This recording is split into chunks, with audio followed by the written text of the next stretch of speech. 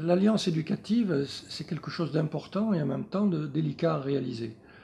D'abord parce que les différentes institutions éducatives, elles ont une autonomie très forte et donc les harmoniser, les mettre en réseau, les articuler, c'est quelque chose de délicat.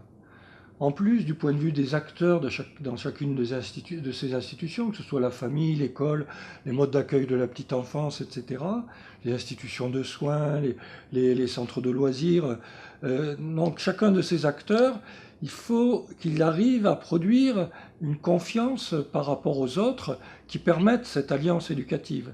Hein, donc la condition pour l'alliance éducative, elle est double.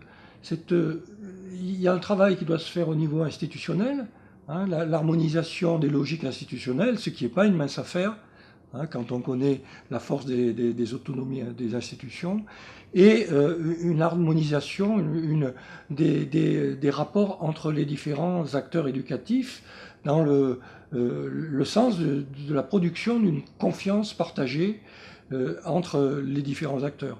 À partir du moment, effectivement, où cette confiance se met en place, c'est beaucoup plus facile.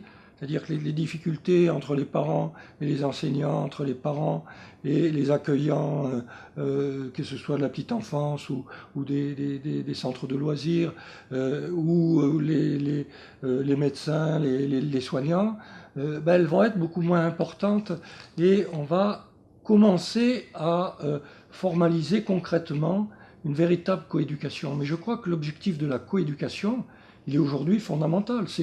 C'est de mon point de vue le grand objectif des années 2010-2020. Arriver à formaliser cette coéducation d'une façon beaucoup plus efficace que ce qu'elle n'est aujourd'hui, pour produire justement des enfants qui soient dans une situation différente de celle d'aujourd'hui, où ils sont un peu sollicités dans des directions très différentes et parfois très contradictoires par les différents acteurs qui interviennent dans leur éducation.